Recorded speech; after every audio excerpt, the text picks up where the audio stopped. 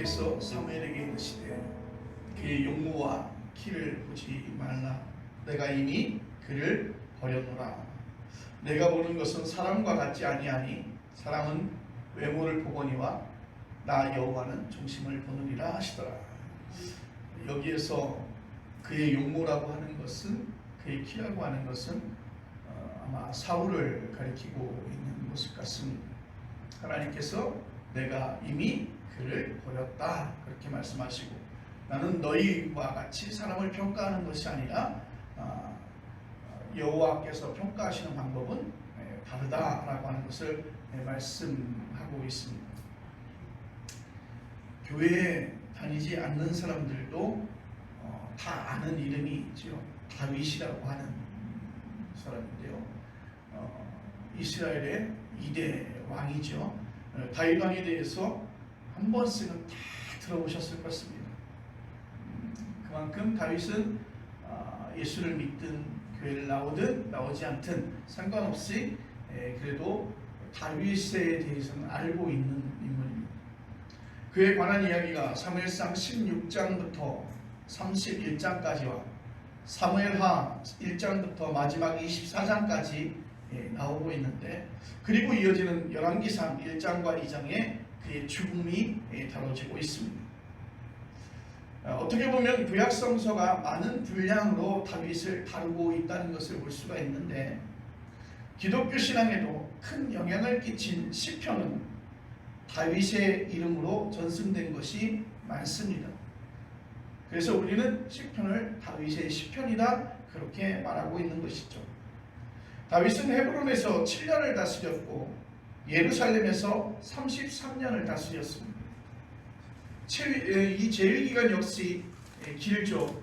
메시아가 다윗 후손에게서 온다는 믿음이 고대 이스라엘 사람들에게 있었을 정도니까 다윗을 바라보는 많은 사람들이 그 다윗의 위상은 어떠했는지 우리가 가늠할 수 있을 것입니다.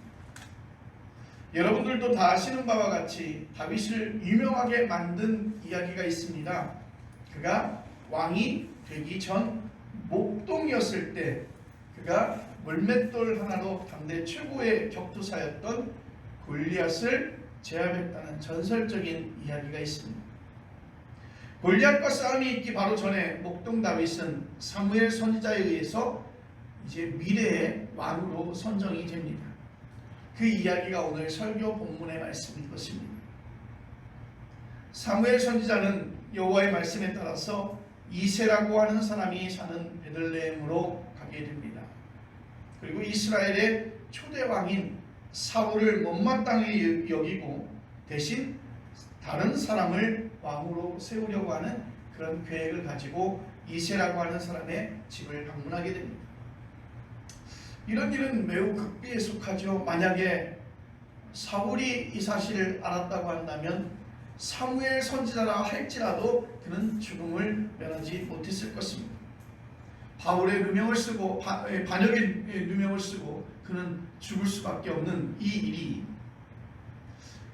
아무리 영적인 카리스마가 뛰어났던 사무엘이라 하더라도, 또 사무엘에 대해서 존경을 가지고 있었던 사울이라 할지라도 그 사무엘의 목숨을 빼앗을 수밖에 없는 그러한 아주 큰 일이었습니다. 사무엘은 제사를 지내려고 베들레헴에 온 곳이라고 하는 핑계를 냅니다. 그리고 이 제사에 이새의 가족을 초대했어요. 이새와 그의 아들들은 목욕 제개를 하고 깨끗한 옷을 갈아입고 사무엘이 기다리고 있는 장소에 왔습니다. 이때 사무엘은 이새와 아들들을 장남으로부터 천천히 차남까지 차례대로 그 면접을 보았습니다. 장남 엘리압을 보았을 때 왕이 될 청년이라고 그렇게 생각했어요. 인물도 잘생겼고 그리고 그의 몸은 아주 건장했습니다.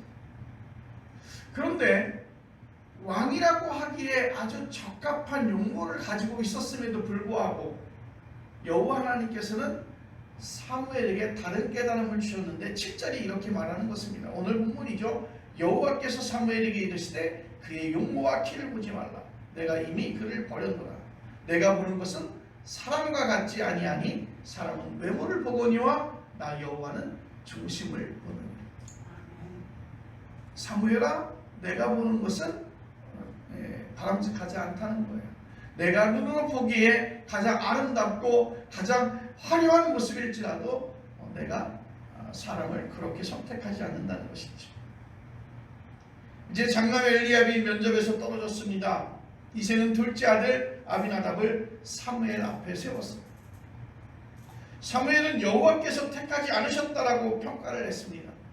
뒤로 등장한 셋째 아들 심마도 선택을 받지 못했습니다. 이렇게 7명 아들이 모두 사무엘의 그 면접에서 떨어져요.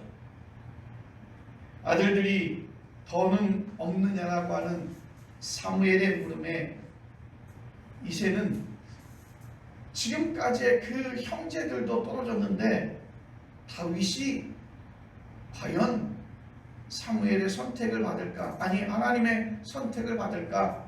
그는 생각했습니다. 그래서 그냥 들판에 양을 돌보고 있는 아주 작은 막내 아이가 하나 남았습니다라고 대답을 했습니다.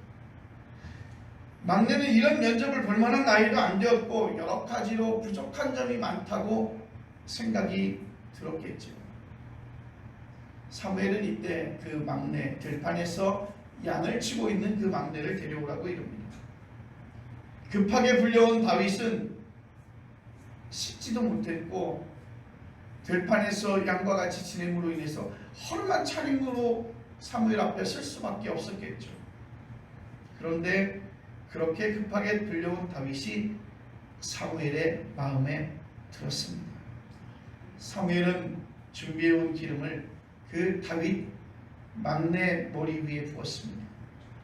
이후로 다윗이 여호와의 영에 크게 감동되었다, 그렇게 성경은 말하고 있습니다.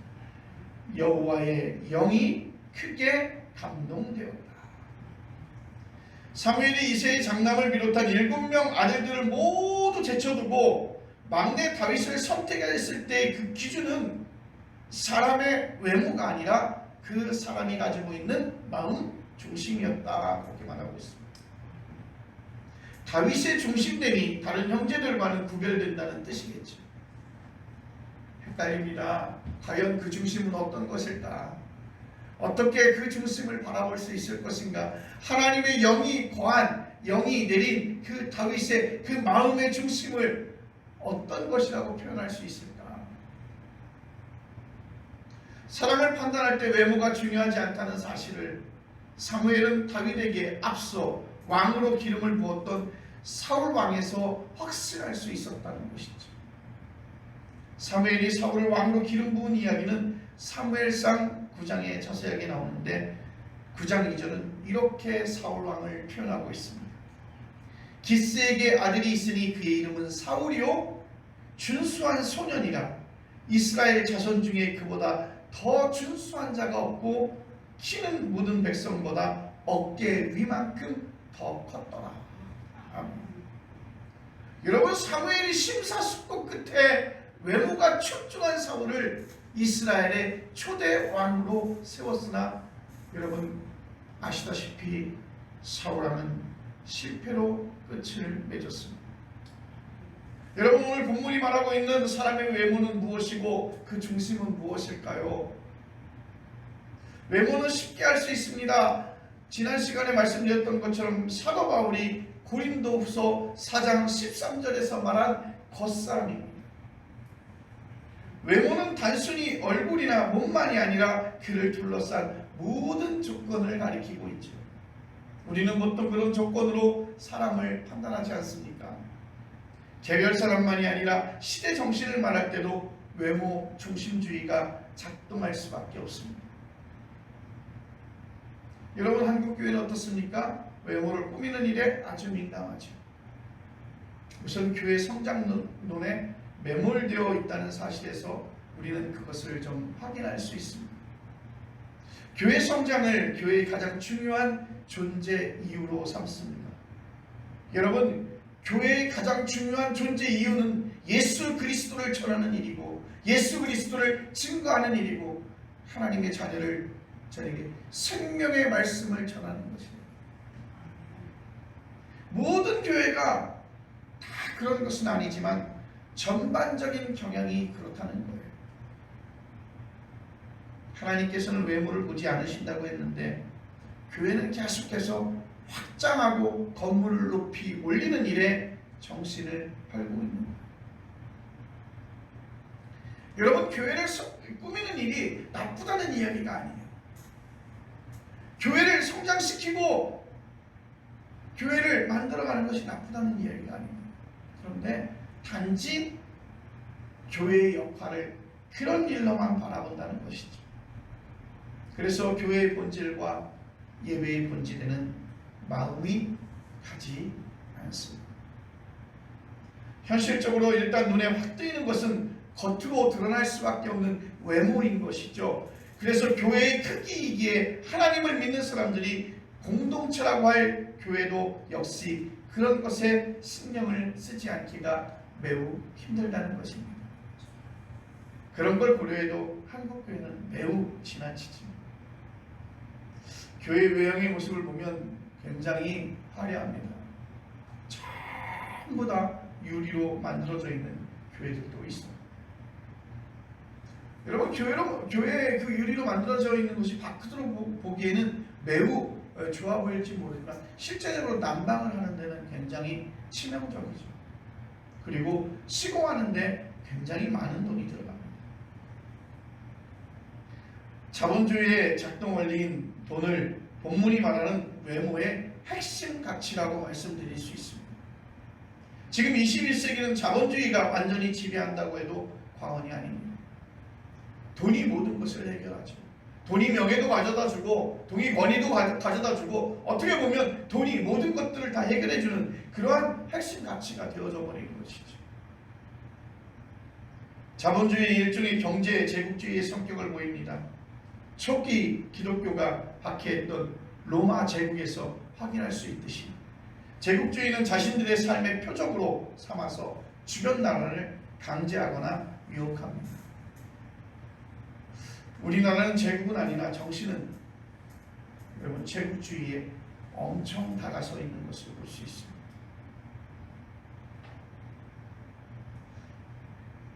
우리가 항상 정치적인 문제가 나오면 나타나는 것이 남북관계예요. 남북관계. 새로 대통령이 되어지면서 가졌던 첫 번째 조치가 북을 향해서 방송을 금지한다는 것이었어요.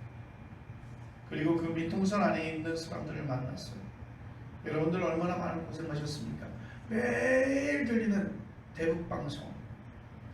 아마 거기에 살고 있는 분들은 정말 많은 스트레스를 받았을 것 같아요. 저도 한 번도 생각해 보지 않았어요. 그런데 언론을 통해서 나오는 뉴스를 보니까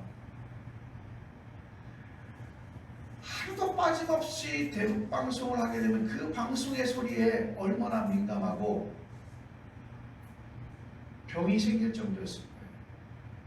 그런데 어쨌든 남북관계 개선을 위해서 이제 대북방송을 끝을 내겠다는 거예요. 물론 이제 북쪽에서는 어떤 대응을 할지 모르고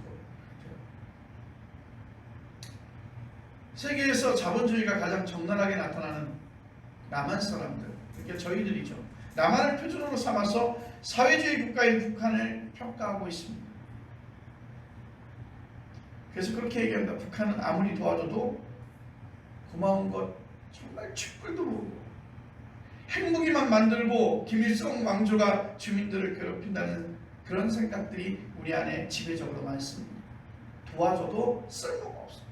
도와줘도 그것이 오히려 다른 것으로 우리에게 위해의 순간으로 다가온다고 그렇게 생각합니다. 틀린 말 아니죠. 그런 부분 분명히 있습니다. 우리에게서 인도적인 차원에서 넘어간 쌀이 거기에서 폭탄으로 다시 돌아올 가능성 분명히 있습니다. 이거 비난받아 마땅한 일이지. 그런데 우리 그런 생각하지 않을까요? 우리가 북한보다 조금 더 잘 살고 있기 때문에 북한 정도는 무시해도 되지 않을까라는 생각이 우리 안에 남아있지 않을까요? 그들보다 우리가 한 수 위라고 하는 생각에서 그들을 바라보는 시각이 그렇게 평가 내리지 않을까요? 그런 생각을 좀 해보게 돼요. 만약 그 북한 사람들이 더 경제적으로 성공하고 더 의미 있는 국가였다고 한다면 우리가 그렇게 생각할까요? 좀 더 다른 이야기겠지만 바라보고 있는 시각의 자체가 우리가 북한을 바라보는 시각이 한 수 아래에, 아니 두 수 아래에 개발도상국에 있는 그런 수준의 사람들로 우리가 여기고 있지 않을까.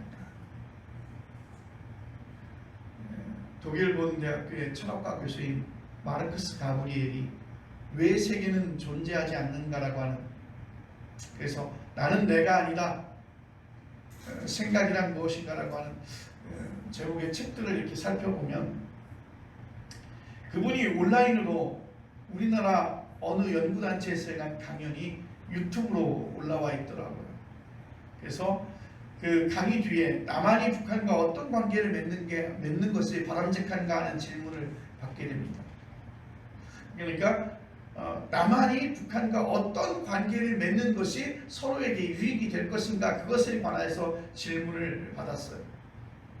그때 그 대답이 이거였습니다. 북한을 힘으로 제압하거나 남한이 우월하다고 하는 생각으로 접근하는 것은 매우 바람직하지 않고 위험한 발상이다.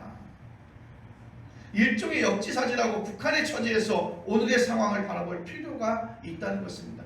만약 북한이라고 하면 어떤 입장으로 바라볼 것인가? 그가 말하려고 하는 핵심 가치는요, 정치와 경제 문제에서도 윤리적인 접근이 필요하다는 거예요. 그래서 그 개념을 윤리적 자본주의라고 그렇게 이야기하더라고요. 윤리적 자본주의. 사무엘이 말하고 있는 사람의 외모는 손에 잡히는데 사람의 중심은요 손에 잡히지 않습니다. 사람의 외모는요 만질 수도 있고요, 사람의 외모는요 눈으로 바라볼 수도 있는데 사람의 중심, 하나님께서 말씀하시는 그 중심은요 눈에 보이지도 않고 손에 잡히지도 않는 거예요. 마르크스 가브리엘이 말하고 있는 윤리적 자본주의가 비현실적으로 느껴지는 것처럼 오늘 성경 본문에 나오는 중심을 영어 성경은 그렇게 번역했어요. 하트라고 번역했어요. 우리말 성경은 그것을 중심으로 번역했는데 좋은 번역으로 보입니다. 본문이 실제로 심장이나 가슴을 말하는 것은 아니니까요. 우선 다음과 같은 간단한 문장을 생각해 보십시오. 저 사람은 중심이 단단해. 주변 사람들에 의해서 저 사람은 흔들리지 않는 중심, 그 심지가 있어. 중심이 건강한 사람이라고 하는 뜻이에요. 여러분, 그렇게 살기 쉽지 않습니다. 그렇게 살기 쉽지 않습니다. 왜냐하면 주변 사람들에 의해서 흔들리지 않고 주변의 어떤 유혹에 흔들리지 않는 거니까. 이렇게 살기 쉽지 않은데 여러분 보십시오. 중심이 흔들리지 않는 사람이라고 해서 모두 건강한 사람이라고 할 수가 없어요. 독재자들도 흔들리지 않습니다. 척칼의 권위로 권력을 잡았던 그 사람들도 그 중심이 흔들리지 않는 아주 강건한 사람들이지 않았습니까? 오히려 다른 사람들보다 오히려 고집스럽습니다. 다른 사람의 얘기 들으려 하지 않습니다. 여러분, 조현병 환자들도 주변 사람들에 의해서 흔들리지 않아요. 완전히 비현실적인 세계에 빠져서 살기 때문이라는 것이죠. 여호와께서 중요하게 보신다는 사람의 중심, 그러면 그 중심은 무엇입니까? 13절에서 그 대답을 찾을 수 있습니다. 사무엘상 16장 13절 우리 다 같이 한번 읽어보겠습니다. 시작. 사무엘이 기름 뿔병을 가져다가 그의 형제 중에서 그에게 부었더니 이날 이후로 다윗이 여호와의 영에게 크게 감동되니라. 사무엘이 떠나서 라마로 가니라. 아멘. 여호와의 영에 크게 감동되었다, 그렇게 말하고 있습니다. 여호와의 영에 감동되었다는 말은 무슨 뜻일까요? 기도하고 싶은 마음이 들거나 찬송을 부르고 싶은 마음이 들었겠지요. 하나님의 사랑을 절실하게 깨닫게 되겠지요. 다른 사람에게 자랑할 형편이 아님에도 불구하고 하나님 한 분만으로 나는 삶을 만족스럽게 경험한다고 말하게 될지도 모릅니다. 다 맞는 말이에요. 근데 여러분 이 대목에서 오해하지 마십시오. 여호와의 영으로 감동되었다고 해서 삶에서 시행착오가 없다거나 종종 삶의 허무에 떨어지지 않는 완전하다는 뜻은 아닙니다. 본문에서 기름을 부어야 할 이가 바로 이 사람이다라고 여호와께서 인정받은 다윗도 우리의 삶의 모범이 될 수는 없습니다. 여호와의 영에 감동되었다는 말은 그의 삶이 다른 사람에게 모범적이었다기보다는 여호와를 가까이 했다는, 여호와와 함께 했다는, 하나님께서 함께 하신다는 그 임마누엘의 신앙으로 하나님과 늘 동행하는 삶을 살았다는, 그리고 하나님과 함께하고자 하는 그러한 열정과 생각들이 그의 마음을 사로잡았다는 뜻 아닐까요? 사랑하는 성도 여러분, 나는 하나님과 가까이 했다는, 즉 여호와와 친밀한 관계를 누렸다는 뜻이에요. 그는 기름 부음을 받은 순간 여호와의 영에 감동되었다는 것은 그 이후로 하나님과 함께하기를 즐겨했다는 것입니다. 여호와께서 함께하신다는 사실을 일상에서 어떻게 경험할 수 있을까요? 그게 실제로 가능한 일일까요? 가능하지 않은데 그냥 가능한 것처럼 그냥 우리가 마음만으로 그렇게 생각하는 것은 아닐까요? 마치 나를 치료할 수 있는 약이 아니지만 그것을 치료할 수 있는 약이라고 생각해서 그 위약 효과로 치료받는 것처럼, 사과를 직접 먹어보지 못했으면서도 먹어본 것처럼 흉내내듯이 말입니다. 여러분, 맛난 음식을 먹을 때, 그리고 유명 가수의 라이브 연주장에 가거나 외국 여행을 갔을 때, 좋은 친구나 연인과 함께하는 시간은 여러분 그 무엇과도 바꿀 수 없는, 비교할 수 없는 일이겠죠. 오늘날 우리가 행복할 수 있는 조건들이 많이 있습니다. 먹을거리도 많고, 여러분 구경해서 가볼 때도 얼마나 많은지 몰라요. 멀리 갈 필요도 없습니다. 지금 우리 주변에 구경거리가 얼마나 많은지 몰라요. 그리고 예전에는 직접 가서 만나야 되겠지만 지금은 직접 가서 만날 필요 없이 SNS를 통해서 우리는 많은 사람들과 전 세계적으로 같이 소통할 수 있습니다. 가능한 한 모든 사람이 그런 행복한 일을 경험할 수 있는 사회가 되도록 서로가 노력해야 되겠죠. 상대적으로 행복한 조건이 많이 갖춰진 세상에서 사는데도 여러분 별로 행복한 것 같지 않아요. 여러분 60년대 70년대 대한민국은요 배만 부르면 행복했어요. 그거만 있으면 행복했어요. 연탄 2장만 이렇게 있어도 행복했어요. 내일 따뜻하게 보낼 수 있겠구나, 행복할 수 있었어요. 그런데 더 잘 살게 되고 GNP는 더 높아지고 우리의 삶은 더 윤택해졌음에도 불구하고 오히려 그때보다 더 불행한 것처럼 느껴지고 더 행복함을 느끼지 못하는 것이죠. 정말 행복해서 그런 말을 하는지는 모르지만 제 주변에도 그렇게 전화합니다. 전화 통화하면 행복합니다 그러고 전화를 받아요. 행복하고 싶어서 전화를 그렇게 하겠죠. 한전에서 한동안 사랑합니다 고객님 그렇게 인사한 적이 있어요. 저도 사랑합니다 고객님 이제 그렇게 같이 인사를 했는데, 자신의 불안한 삶을 감추기 위해서 오히려 역작용으로 나오는 말은 아닐까요?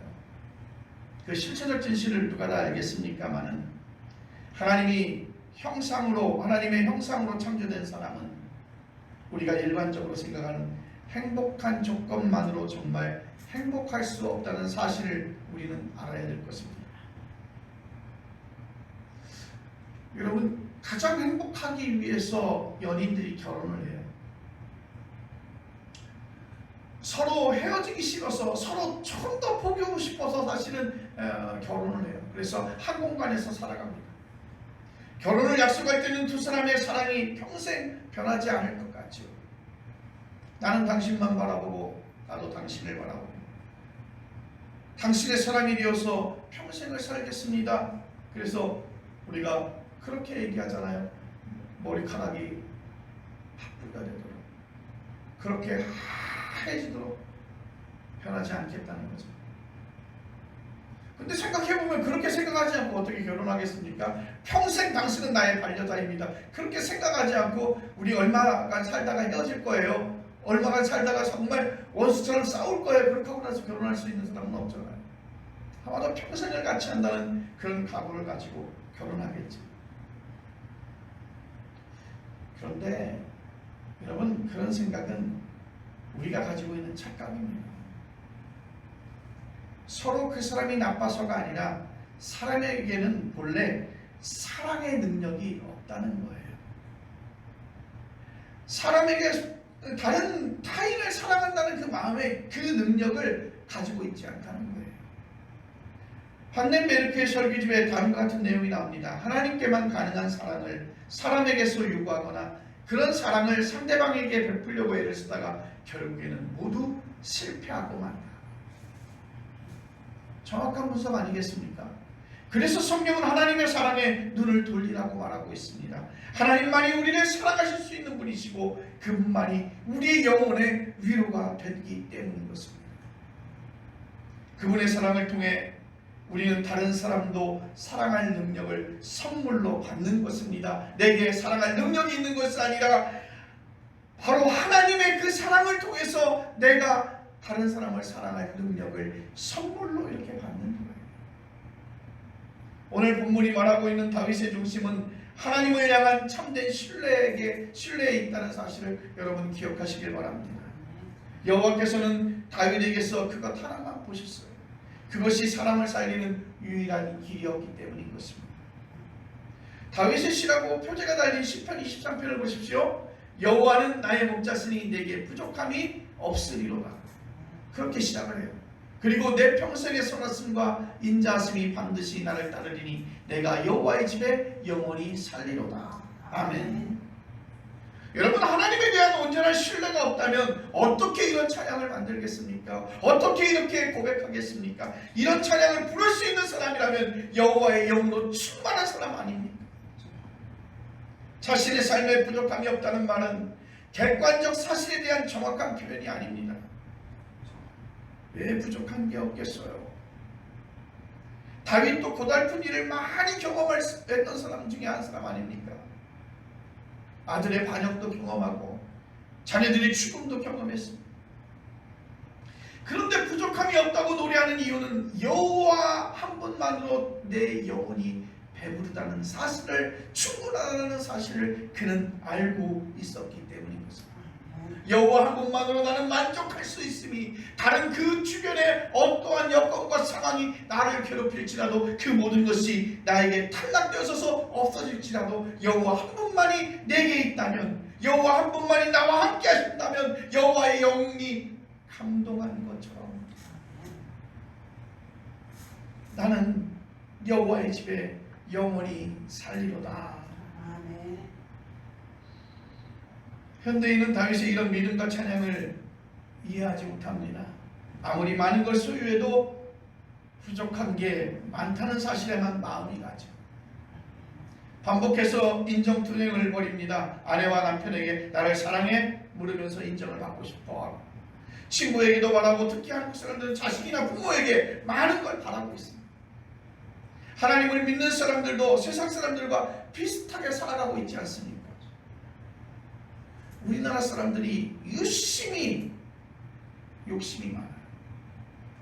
왜냐하면 어려서부터 그러한 문화적인 가치를 두고 우리는 살아왔다는 것이죠. 정치인들은 늘 뉴스의 주인공으로 등장합니다. 권력투쟁이 정치의 속성이라는 사실을 전제하더라도 우리나라의 정치는 지나치게 아주 수준 낮은 이전 투구의 그런 방법으로 작동하고 있습니다. 권력투쟁에서 승리만이 정치행위의 절대 목표가 되었습니다. 정권을 잡는 것만이, 권력을 잡는 것만이 그 정치행위의 절정에 다다랐다는 것이죠. 여러분, 젊은 친구들이 무엇을 배우겠습니까? 자기를 반성하고 성찰하는 게 삶에서 중요하다는 사실을 여러분 그 정치를 바라보면서 어떻게 배우겠습니까? 모든 문제를 다른 이에게 돌립니다. 조롱과 혐오까지 아주 비일비재하게 나오고 있죠. 여러분, 그런 사람이 어떻게 부족함이 없는 삶을 알겠으며 부족함이 없는 삶의 그 차원으로 올라올 수 있겠습니까? 오늘 저는 이 시간 여러분에게 이런 말씀 드리고 싶어요. 지금 예배를 드리는 우리는 여호와의 영에 감동된 사람입니까?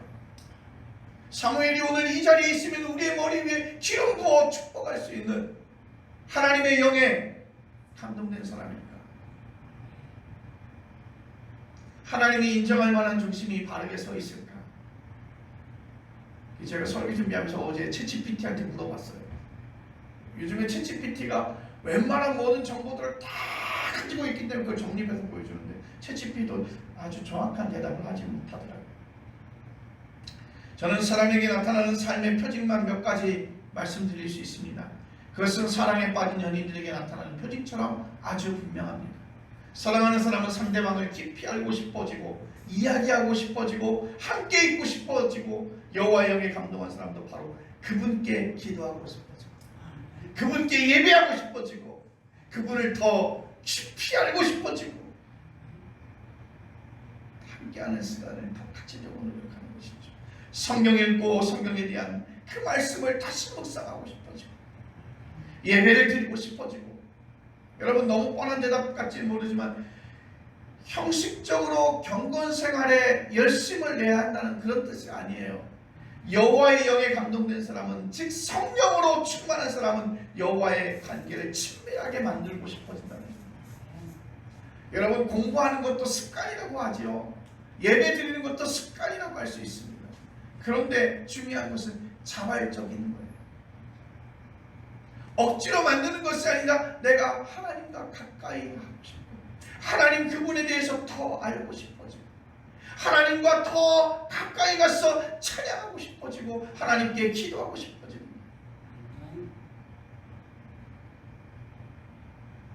세속 문화가 강조하고 있는 자기 숭배도 노예 생활이죠. 현대인들 정말 많은 것을 소유했으나 자유롭지 않고 평화롭지도 않습니다. 그런데도 그걸 문제라고 여기지 못하는 것이죠. 영혼이 깊이 병이 들었어. 즉 여호와의 영을 거스리는 자본주의의 영에 사로잡혀서 영혼의 아픔을 체감하지 못하는지도 모릅니다. 사랑하는 성도 여러분, 여호와의 영에 온전하게 사로잡힌 이는 다윗이 아니라 여러분 예수 그리스도라는 사실을 아십니까? 다윗은 예수 그리스도를 가리키는 하나의 상징적인 예표일 뿐입니다. 예수 그리스도께서는 하나님을 아바 아버지라고 부를 정도로 여호와의 영과 하나가 되었습니다. 인류 역사에서 그 누구도 그런 영적인 인식과 영혼의 깊이로 들어가지 못했다는 것이죠. 예수님 이후로 이제 그분을 향한 우리의 믿음만이 하나님께서 사람을 의롭다고 인정하시는 사무엘에게 말했던 그 중심 사건이 되었다는 것이죠. 사랑하는 성도 여러분, 오늘 이 시간 우리는 여호와의 영에 사로잡혀져 있는 그런 사람 되어지기를 간절히 바랍니다. 기도하겠습니다.